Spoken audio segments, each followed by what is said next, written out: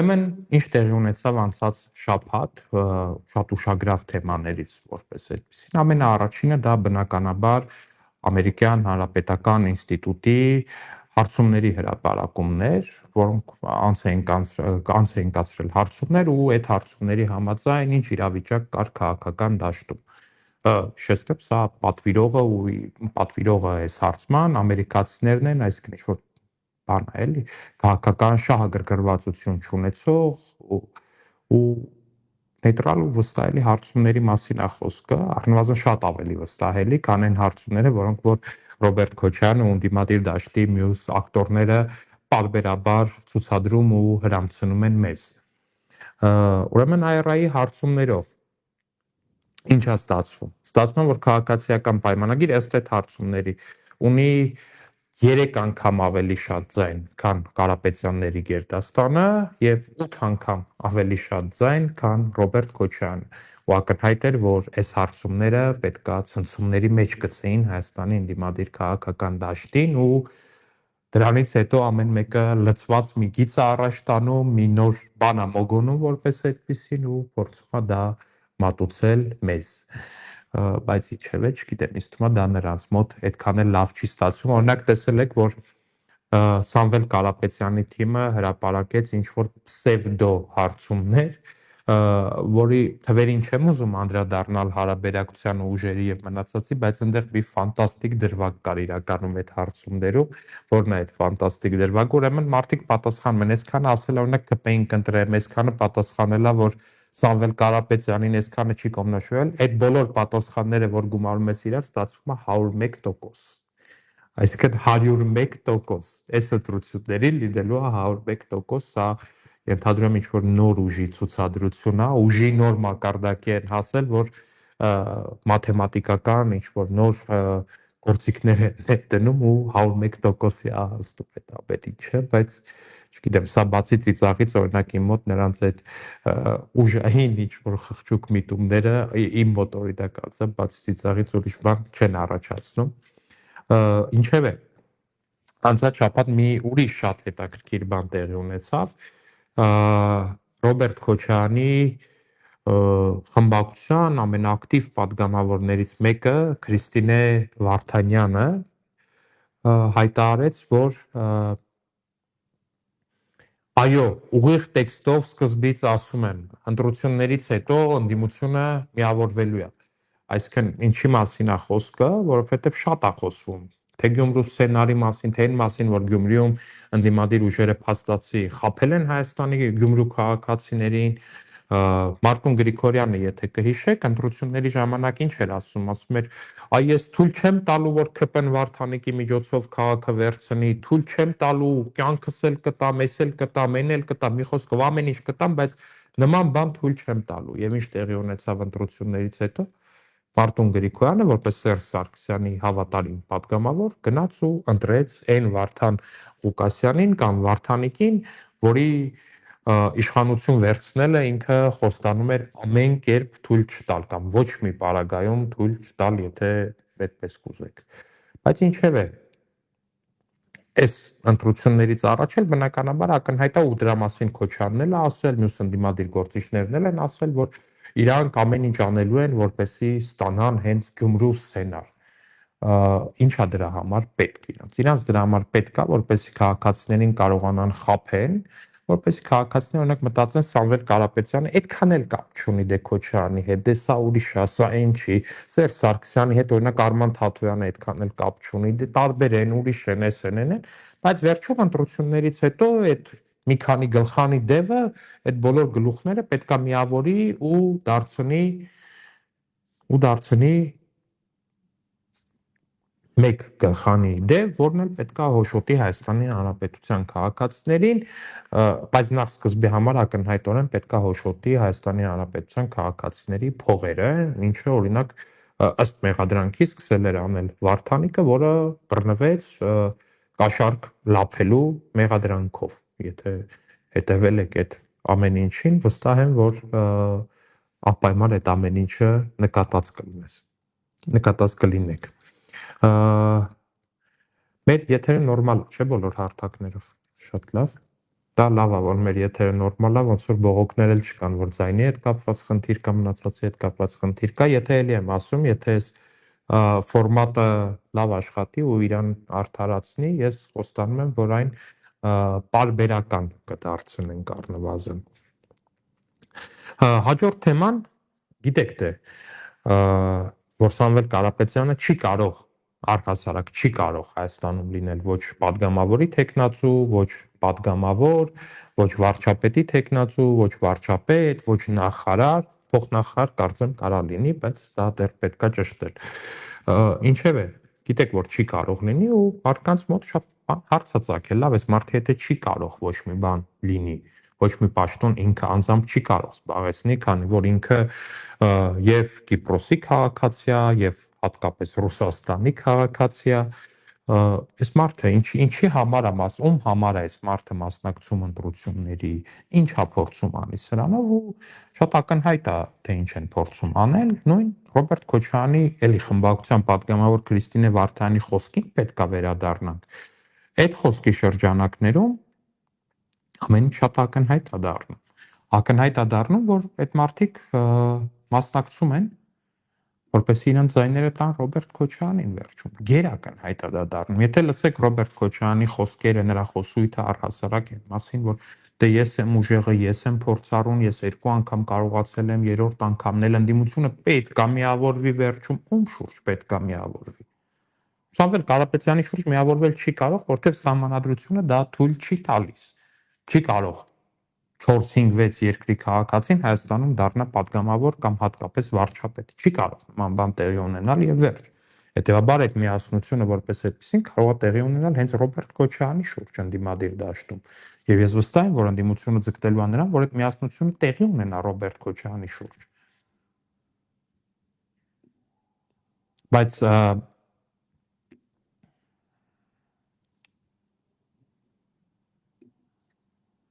այստեղ մի բան էլ կա, էլի, ինչ են ասում Կարապետյանի թիմակիցները հատկապես, ասում են Սամվել Կարապետյանը դեռ քաղաքացիությունից չի հրաժարվել, բայց երբ պահը գա, ինքը հաստատ հրաժարվելու է քաղաքացիությունից օտարերկրյա։ Այսինքն դեռ մարդը նույնիսկ չի հրաժարվել իր 2 այլ քաղաքացիություններից ու մեզ ուզում են համոզել, որ այս մարդը հավակնում է ինչ որ մի այնպես պաշտոն զբաղեցնի կամ ինչ որ բան, դա абսուրդ է։ Դա абսուրդ էլ չի, դա չգիտեմ թե ինչ է, որովհետև ակնհայտ է, որ չել պատրաստվում հրաժարվի, ոչ մի պարագայում չի հրաժարվելու, մարդը ուղղակի ձայները հավաքում, որոնք որ պետքա հետագայում նվիրի Ռոբերտ Քոչարյանին։ Իսկ թե ինչ ֆորմատով պետքա նվիրի, դա իհարկե դեռ կպարզենք, դեռ չենք պարզել, բայց վստահ եմ շատ մոտակա առաջիկայում կպարզենք։ Ինչևէ, էլ ինչ, այստեղ էս Գյումրու սցենարի ընդդիմության միավորվելու մնացածի հետ կապված մի կարևոր բան էլ կա։ Տեսեք, Կարապետյանների ընտանիքը կամ թիմը, չգիտեմ ինչով են մասնակցում այս ընտրություններին, թիմը լավ անվանենք, թիմը ամեն կերպ խուսափում է խոստովանելուց, որ այո, իրանք Ռոբերտ Քոչարյանին են տալու իրեն ձայները ու միավորվելու են, ինչ են ասում են Գյումրիում ոնց արեցին։ Մենք կոալիցիա չենք կազմի, եթե պետք լինի Քոչարյանի հետ, այնպես կանենք, որ իրանք մեզ կքվեարկեն, ուղղակի առանց կոալիցիայի։ Գյումրիում գիտեք ոնց տեղի ունեցավ։ Գյումրիում ձևականորեն խաբեցին մարդկանց, ասին դե սա կոալիցիա չի, կոալիցիա չի։ Մենք ուղղակի քվեարկում ենք, սա կոալիցիա չի։ Որտեղ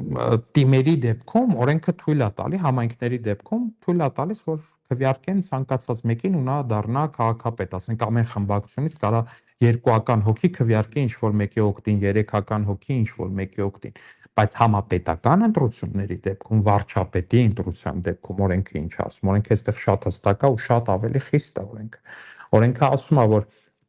խորհրդան մտած ուժերից պետք է ձևավորվի մեծամասնության կոալիցիա։ Եթե ինչ որ մի ուժ 50+ չի հավաքում, այդ դեպքում ամեն ինչ պարզ է, այդ ուժի խմբակցության ղեկավարը գրում է թղթի վրա, որ խմբակցության անունից վարչապետի տեխնացու ներկայացնում նախագահին, օրինակ մեր դեպքում քաղաքացիական պայմանագիրը ներկայացել էր Նիկոլ Փաշինյանի տեխնացությունը որպես վարչապետ, խմբակցության ղեկավարն ու քարտուղարը թղթի տակ ստորագրել էին եւ մենակ այդ թղթի հիման վրա նշանակվում է վարչապետ։ եթե մեկ ուժ չի հավաքում 50%-ից ավել ձայն, այլ օրինակ հավաքում են, չգիտեմ, ենթադրենք 3 ուժ միասին 50+ ձայն են հավաքում։ Այդ ուժերը չեն կարող գալ խորհրդարան ու ասել դե եկեք քվեարկենք ուղակի ինչ որ մեկին ընտրենք վարչապետ, սա կոալիցիա չի, չէ։ Նրանք պետքա պաշտոնապես թղթով, թամասով ամեն ինչով ձևավորեն կոալիցիա։ Այսինքն չի կարող լինի մի դեպք, որ ընդդիմությունը առանց իրար հետ եւ հատկապես առանց Ռոբերտ Քոչարյանի հետ այդ կոալիցիան կազմելու թղթով, պաշտոնական, կառավարությունում նրանց պորտֆելներ տալով, ազգային ժողովում նրանց պորտֆելներ տալով ինչ որ մի կերպ ինչ որ մի բան ձևավորի։ Նման բան չի կարող գոյություն ունենալ բնության մեջ, որտեղ Հայաստանի Հանրապետության Սահմանադրությունը եւ օրենքները այս հարցը շատ հստակ, առավելագույնս հստակ կարգավորում են։ Ու հենց այստեղ է, որ այս մարդիկ ակնհայտորեն խափում են մեզ, խափում են Հայաստանի Հանրապետության քաղաքացիներին, խափում են ու ինչպես ասում է, չեն կարմրում։ Բայց մենք նրանց կկարմրացնենք միասին։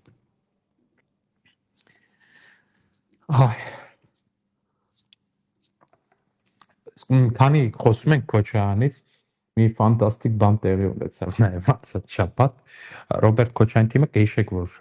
բարբերաբար ցենց կսմիտներ էր անում այն ուղղությամբ, որ վարչապետը ոդկասթի է մասնակցել, վայ ոնց կարելի է, վայ ինչպես կարելի է, այդ ինչ վարչապետի անելու բան, այդ ինչ լուրջ քաղաքական գործ չի անելու բանա, բայց ինչ տեղի ունեցավ դրանից հետո, Ռոբերտ Քոչարյանը իր խմբակցության 2 падգամավորների հետ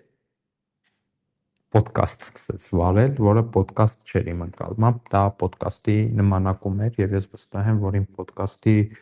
համահաղորդավար Ռուբեն Ռուբինյանը ուսում եմ իդեպ հիմա նայում է, բայց եթե չի նայում, բայց վստահ եմ, որ ինքը կհամաձայնի ինձ հետ, որ դա ոդկասթի խղճուկ նմանակում էր ու այն մեմերը տեսել եք, չէ՞, որ ասում է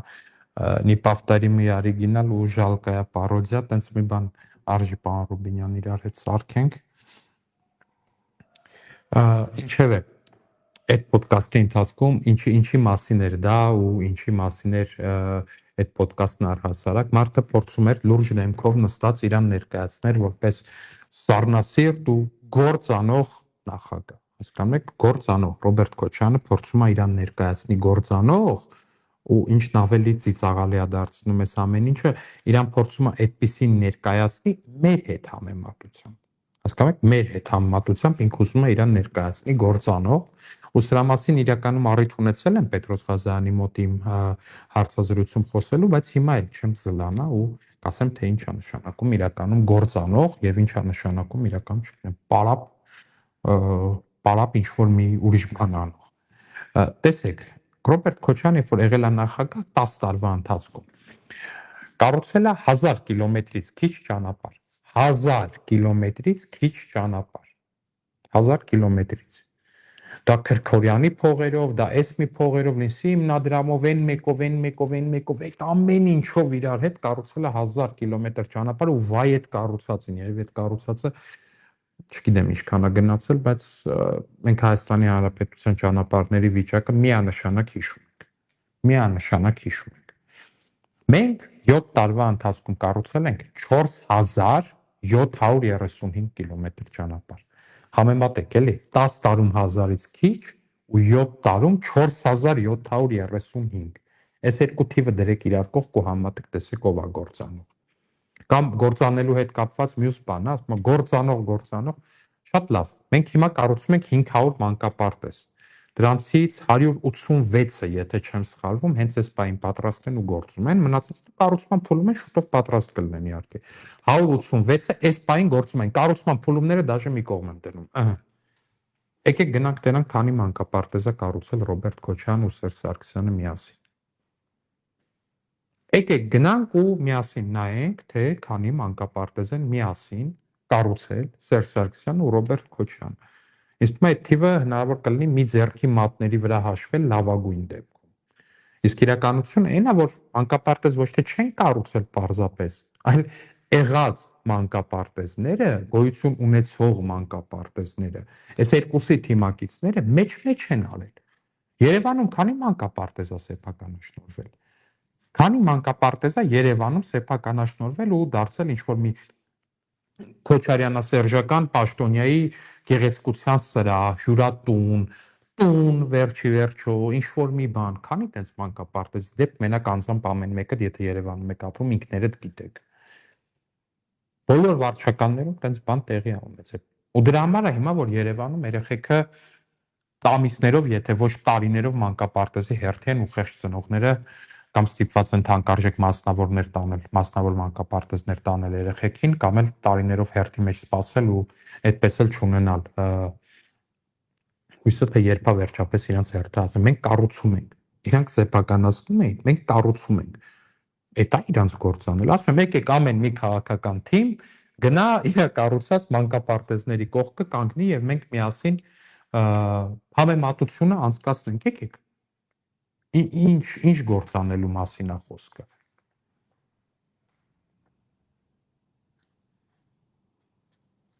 Կամ գործանողները, որ ասում են գործանողներ։ Այդ գործանողները, օրինակ հիմա Գյումրիում իշխանություն են։ Դուք Գյումրիի փողոցները տեսել եք։ Ինչ որ մեկը տեսել է Գյումրիի փողոցները։ Գյումրիում ինչքան սարքած փողոց կա, դրանց 90%-ը սարքվել է մեր իշխանության օրոք տարածքային կառավարման նախարարության ջանքերով, տարածքային զարգացման հիմնադրամի ջանքերով նաև, եթե չեմ սխալվում։ Այդ մեծ մասը, այդ Գյումրիի փոքր կենտրոնը մնացած այդ հատվածը։ Մինչև 2018-ը Գյումրու ամենակենտրոնական փողոցները փոսերի մեջ կորած էին, այդ փողոցները խրամատ էին առհասարակ, հիշեցնում։ Գործանողներ, բա ձեր Վարդանիկն է իշխանություն, բա ուր է ձեր արած գործը։ Ուր է ձեր արած գործը։ Այս վերջերս դե գիտեք, մենք նախընտրական բաներ ենք, չէ, փակցնում ենք, ու մենակ մենք չէ, շատ քաղաքական ուժեր, այդ նաև այդ պաստառների վրա գրել ենք, որ ճանապարհներ են կառուցել ու 4735 ու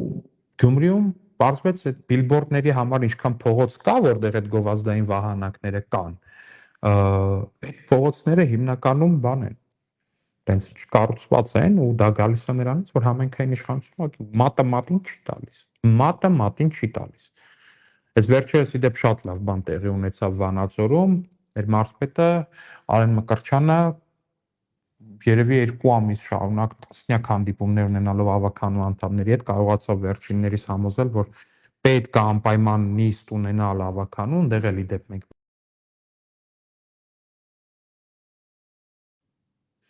Վանաձոր համայնքում մենք էլի համայնքային մեծամասնություն չունեինք ավականիում ու դա շատ այդքան տենց լավ բանի չի բերել որպես այդպեսին,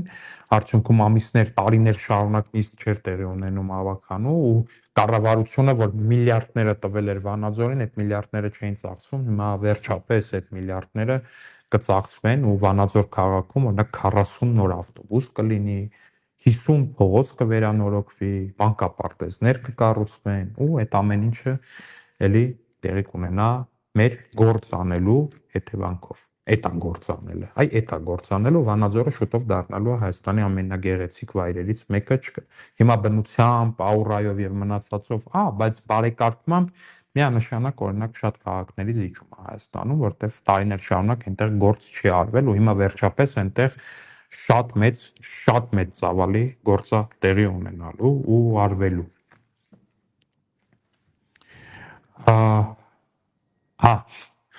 Մի հետաքրքիր թեմա կա, մեկնաբանություններում եմ տեսնում, որ այս թեման բավականին մեծ չասեմ լավ, մի քանի հատ մեկնաբանություն առնվազն ձայնը լավ չի, ժողովուրդ, գրում են ձայնը լավ չի, բայց ինձ թվում է լավ է։ Չգիտեմ։ Okay։ Մեկնաբանություններում էլ են գրում, որ Թաթոյանի ասացների հետ կապված, ՊՆ տեքստի հետ կապված, տեսեք, ուրեմն կա այսպիսի քաղաքական մի հատ երևույթ, Սերժ Սարգսյանի պրոտեժե Արման Թաթոյան, մարդ, ով որ իր քաղաքական գոյությամբ առհասարակ պարտական է Սերժ Սարգսյանին, որտեղ Սերժ Սարգսյանը նրան նախ նշանակել է արդարադատության փոխնախարար, միջև այդ կարծեմ դատախազ էլի Սերժի իշխանության օրոք, հետո արդարադատության փոխնախարար, այն տարատեսակ ամենաքաղաքական հալածանքները եւ բանը, որ տեղի էին ունենում Սերժ Սարգսյանի օրոք, այդ ժամանակ Արման Թաթոյանը Սերժի փոխնախարարն էր, հետո Սերժ Սարգսյանը երբ որ որոշեց, որ Կարեն Անդրեասյանն իրան ձեռնտու մարդու իրավունքների պաշտպան չի, քանի որ իրոք բարձրաձայնում է մարդու իրավունքների խախտման հետ կապված փաստեր, որոշեց, որ մարդու իրավունքների պաշտպանի պաշտոնում պետքա նշանակի մարդու իրավունքների կիսապաշտպան, նույն ինքը Արման Թաթոյանին, որը հավատարիմ կլինի իրան, որը լոյալ կլինի հանրապետական կուսակցությանը ու որը կծառայի Սերժ Սարգսյանի քաղաքական շահերին։ Եվ այո, նա նշանակեց Արման Թաթոյանին եւ պիտի ասեմ, որ Արման Թաթոյանը երկար ժամանակ մնում էր Սերժ Սարգսյանի գլխավոր քաղաքական ակտիվը Հայաստանի քաղաքական դաշտում, որտեղ լինելով մարդու իրավունքների պաշտպանի պաշտոնում նախ կհիշեք Սարիթաղի դեպքերը, երբ որ ոստիկանությունը ուղղակի խայտառակ ծեծուջարդեր իրականացնել են Երանոսյան լյովայով բանով են հայտնի դեպքերը Սարիթաղի, որ Սարիթաղում անչափահասի աչք էր դուրս թռել ոստիկանի հարվածից, որ մարդկանց ուղղակի ծեծուջարդի էին ենթարկել խայտառակ ձևով, այդ դեպքերը լղոզողն է եղել Արման Թաթոյանը որպես մարդու իրավունքների պաշտպան, քանի որ նա եղել է ոչ թե մարդու իրավունքների պաշտպան, այլ Սերժ Սարգսյանի շահերի պաշտպան։ Ինչևէ, հետո արդեն երբ որ տեղի ունեցավ 2018 թվականի Թավշյա հեղափոխությունը, դրանից հետո Արման Թաթոյանը շարունակեց մնալ մարդու իրավունքների պաշտպան ու լինելով մարդու իրավունքների պաշտպան, նա դարձավ այդ ժամանակ արդեն դարձավ Հանրապետականի ու Սերժ Սարգսյանի անձնական հիմնական քաղաքական ակտիվը Հայաստանի քաղաքական դաշտում։ Հիմնական ակտիվը Հայաստանի քաղաքական դաշտում։ Ողջ ընդդիմադիր մամուլը, որը որ դուք նայեք, հրապարակորաթերթ 168 չգիտեմ, այնտեղ թերթ-am, այս մեկը, այն մեկը, բոլոր այդ թերթերը անխտիր, Սերժա Քոչարյանական բոլոր թերթերը միասին լցված են եղել Արման Թաթոյանի PR-ով, նա ներկայացնելով գործանող, պատրաստական, չգիտեմ ինչ, այդ հազար ներողություն, էլի, ձեզ թվում է ընդդիմադիր թերթերը, որոնք պատկանում են կամ անձամբ այդ Սերժա Քոչարյանական կլանի ներկայացուցիչներին, կամ նրանց շատ մերձավոր անձանց աչքերներն ուռել էր ինչ-որ մեկին գովալու համար, չէ, ընդամենը մարդ էին աճացնում հետագա քաղաքական գործունեության համար, որը հիմա կարծես թե փորձում է սկսի Սերժ Սարգսյանի պրոտեժե Արման Թաթոյանը, բայց դա նրա մոտ այդքան էլ լավ չի ստացվում, որովհետև եթե ինչ-որ մի բան լինի, դա քաղաքական գործունեություն, հանրային գործունեություն, ցանկացած տեսակի գործունեություն, հիմնված է ստի վրա, բացարձակ ստի վրա, հիմնված է մանիպուլյացիայի վրա, հիմնված է մարդկանց հույզերի վրա խաղալու վրա, դա չի աշխատելու։ Ուրեմն ինչ արեց այս մեր Սերժի Թաթոյանը։ Google Earth, գիտեք, տենց ծրագիր կա, Google քարտեզները գիտեք հաստատ, Google Earth-ն էլ դրա մի քիչ ուրիշ տեսակն է, որ արբանյակային նկարներ է ցույց տալիս, վերևից արբանյակներից արված նկարներ է ու աշխարհագրական տեսանկյունից նաև քարտեզի հետ գծերն է անցկացրած երկրների, բայց հենց այդ Google Earth հավելվածում գրված է, որ այս կարա տատանում լինի։ Գրված է հենց Google Earth-ում, գրված է, որ այս քարտեզները լրիվ ճշգրիտ չեն եւ հնարավոր է տան շեղումներ, այսինքն մարդիկ տենց ինչ-որ մի ձև գծում են, բայց այդտեղ դա չեն խորանում էլի, որ մետրի ճշտությամբ երկրների միջև սահմանները ճիշտ կնեն, մոտավոր ինչ-որ գծեր են քաշում։ Հիմա մեր այս Սերժի Թաթոյանը ինչ է անում։ Վերցնում է այդ քարտեզը, բացում է, մեծացնում է, տեսնում է, որ այնտեղ Google Earth-ի քաշած գծով ադրբեջանական մի դիրք կա, որը որ առաջ է, որը որ այդ Google Earth-ով ցույց է տալիս, թե մեր սահմանից ներս է ու ասում է այդ տեսեք, այս իշխանությունները թաքուն են պահում, որ Հայաստանի Հանրապետության սահմանից ներս ադրբեջանցիները այս դիրքը եկել կառուցել են։ Պաշտպանության նախարարը Սուրեն Պապիկյանը միանգամից հայտարարում է սուտ եք ասում, չկա նման բան։ Հիմա սա շարունակում է պնդել, ինչ-որ այնտեղ թատրոն են տալի, բան են անում, այս ընդդիմադիր մեդիան, նույն Սերժա Քոչարյանական ամբողջ մեդիան սկսում է սրա դամը պահել, ծափ տալ, թմբուկ նվագել տակը, չգիտեմ, այնտեղ շեփոր փչել, բան անել, որ Թաթոյանը լավ բան անի, տիրաժավորի թեմա։ Որտեղ հենց երեք պաշտպանության նախարարությունը ի հայտ է բերում ամբողջ իրականությունը։ Ցույց է տալիս այն պաշտոնական ԽՍՀՄ քարտեզը պեչատած ԽՍՀՄ պաշտոնյաների ու համապատասխան մարմինների կողմից, որը մենք համարում ենք մեր պաշտոնական քարտեզ ու մեր պաշտոնական հիմք, նաև հետագա սահմանազատման ու մնացածի համար, որտեղ այդտեղ կա հստակություն, կա պաշտոնական փաստացի, պաշտոնական քարտեզ ու հենց դա է։ Ու ցույց է տալիս, որ այդ քարտեզով այդ սահմանագիծը, որը որ կա Google Earth-ում, սխալ է քաշած։ Իրականում այդ դիրքը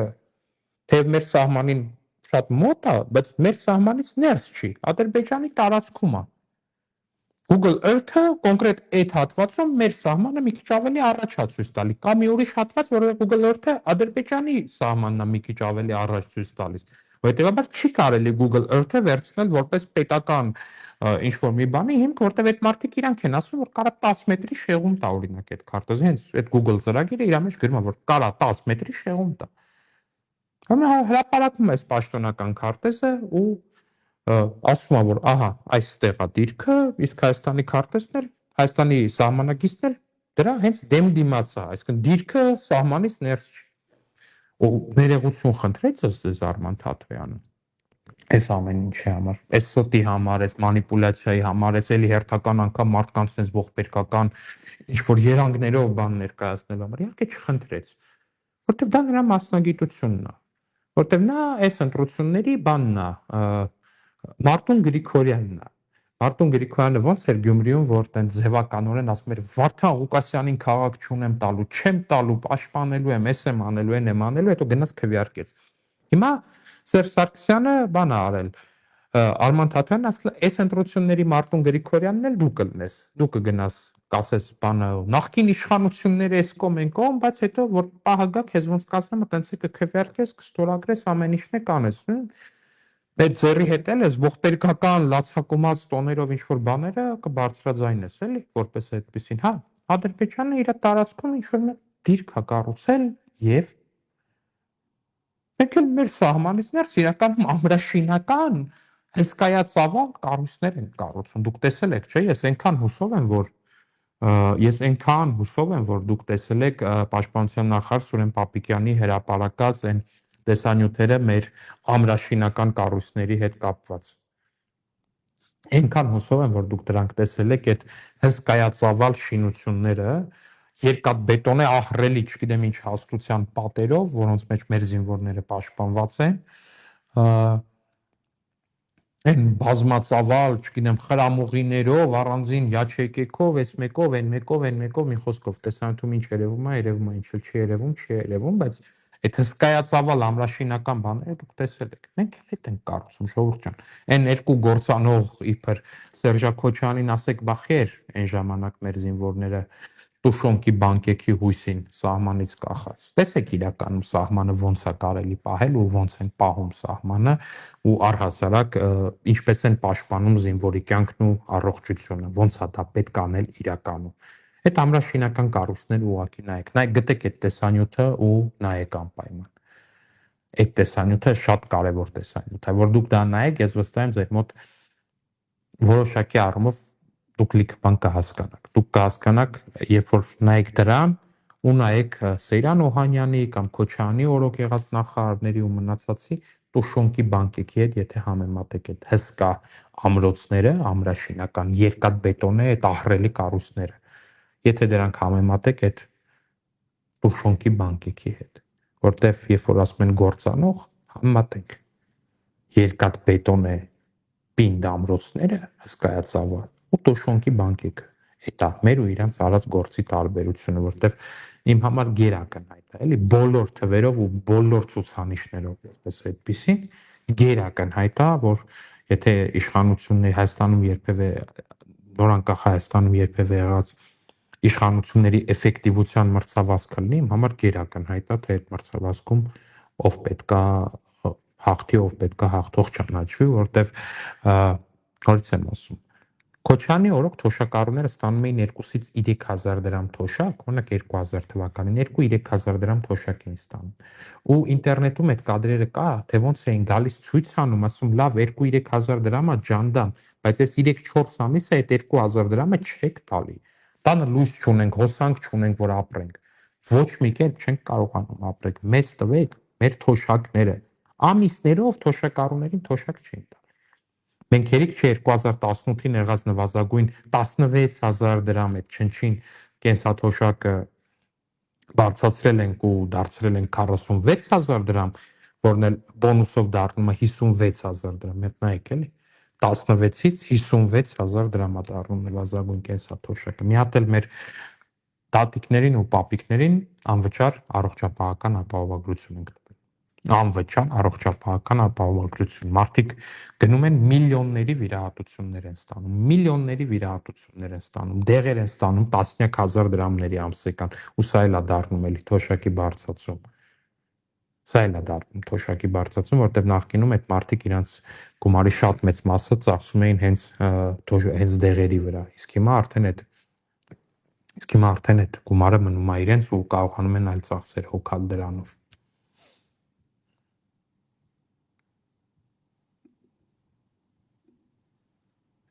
Ու սա բան չի էլի, այսինքն գործանող, որ ասում են իշխանությունը գործանող, այդ արած գործը որտեղ է երևում։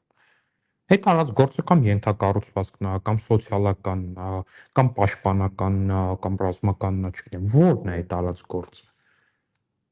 Գիտեք, մենք որ եկանք 2018 թվականին իշխանության, Հայաստանի Հանրապետության ամբողջ ռազմական բյուջեն ընդամենը 450-60 միլիոն դոլար էր, եթե չեմ սխալվում, կամ մի քիչ էս կոմենք։ Մենք այդ ռազմական բյուջեն դարձրել ենք 1 միլիարդ 600 միլիոն։ 1 միլիարդ 600 միլիոն։ 1 միլիարդ 600 միլիոն, մի հատ էլ եմ ասում, որ շատ ընկալելի է լինի, էլի, այս թիվը։ Եռապատկեցինք այդ թիվը ռազմական բյուջեի։ Քանի տոկոս են իրանք ավելացրել, Ռոբերտ Քոչարյանը քանի տոկոս է ռազմական բյուջե ավելացրել իր նախագահության տարիներին, Սերժ Սարգսյանը քանի տոկոս է ավելացրել։ Սերժ Սարգսյանը, որի աշխատակազմի ղեկավարը ու իր ժամանակ հանրապետական խմբակցության ղեկավարը ազգային ժողովում եղել է Սամվել Կարապետյանի հարազատ եղբայր Կարեն Կարապետյանը։ Գիտեք, չէ՞, հուսով եմ, որ բոլորդ գիտեք, որ Սամվել Կարապետյանի հարազատ եղբայրը եղել է Սերժ Սարգսյանի աշխատակազմի ղեկավարը եւ հանրապետական խմբակցության ղեկավարը ազգային ժողովում 2008-ից, այդ երկու պաշտոնի միասին 2008-ից մինչեւ 2000,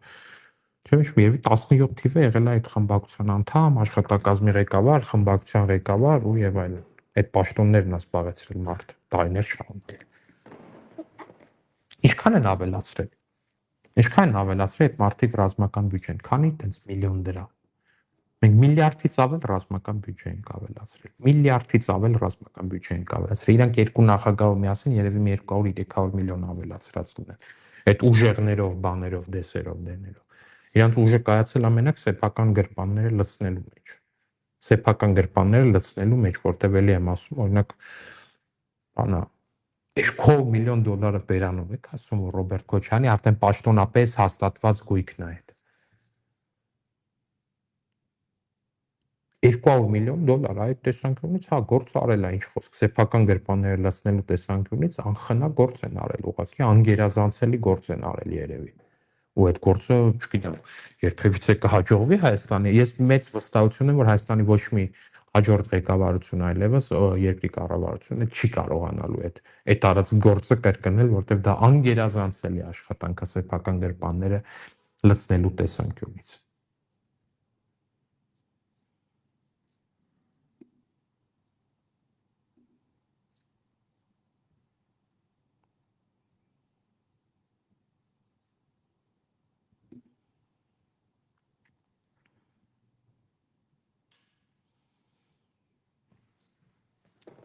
Ու մյուս կարևոր թեման, որը տեղի ունեցավ վերջերս, դա արտաքին հետախուզական ծառայության հրապարակումներ։ Գիտեք, արտաքին հետախուզական ծառայությունը հրապարակեց, որ օտար երկրներից մեկում, այդ երկրի անունը չի տալի, արտաքին հետախուզական ծառայությունը մամուլում հրապարակումներ կան, որ դա Ռուսաստանն է այդ երկիրը, ինչը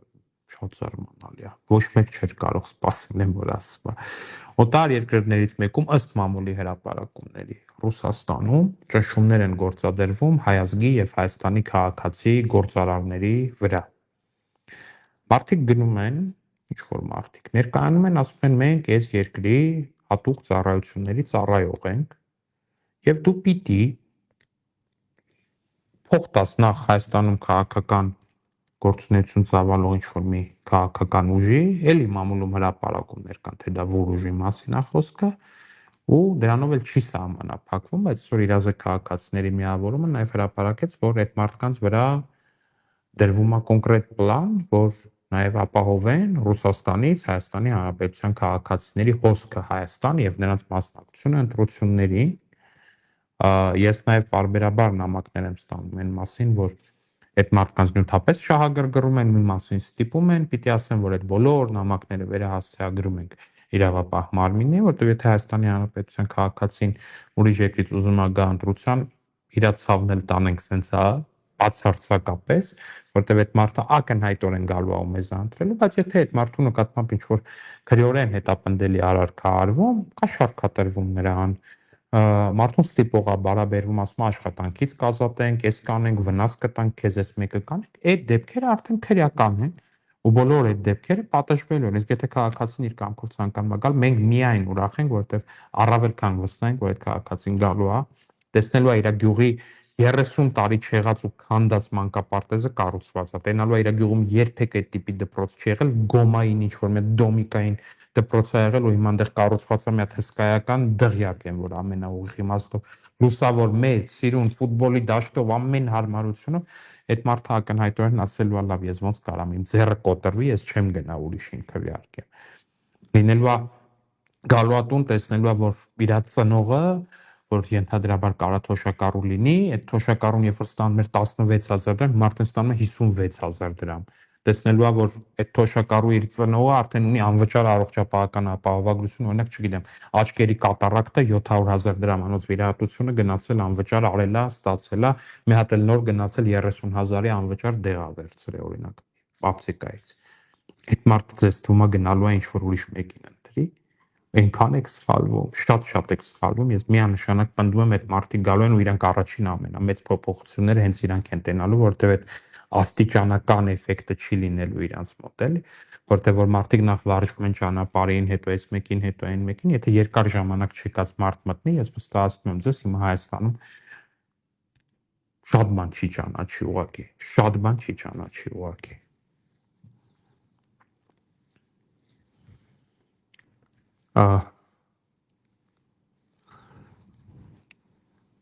Այս հարցումների հետ կապված մի հատ բան է համարյա մոռանում էի,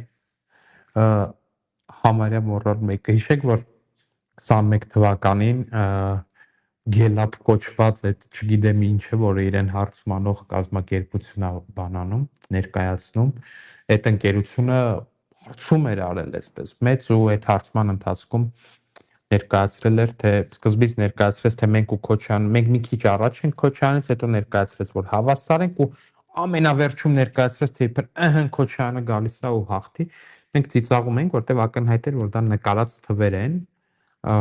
ու ես որքան հասկանում եմ, հիմա արդեն մենք փաստացի Հայաստանի քաղաքական ու հասարակական դաշտում հայտնվել է նոր Գելապ ընկերություն, որը առաջիկա 5 տարիների քաղաքական ու ոչ միայն քաղաքական մեմն է դառնալու, դա այդ անհայտ ընկերությունն է, որին օգտագործել են Սամվել Կարապետյանի դիմակիցները։ Ես ձեզ նախ խնդրում եմ հավանել այս տեսանյութը, անկախ նրանից, թե որ հարթակով եք նայում, անպայման խնդրում եմ հավանել տեսանյութը, անպայման խնդրում եմ կիսվել տեսանյութով, անպայման խնդրում եմ բաժանորդագրվել ալիքին, որովհետև ես կարծում եմ, որ մենք այս ֆորմատը պետք է դարձնենք շարունակական։ Չգիտեմ, ինչքանով կստացվի, ժամանակի առկայության բերումով եմ սա ասում, բայց վստահաբար ասում եմ, որ շատ եմ ուզում, որ այս ֆորմատը մենք դարձնենք շարունակական ու եթե ստացվի, ես միայն ու միայն ուրախ կլինեմ։ Հաջորդիվ նաև ձեր մեկնաբանություններին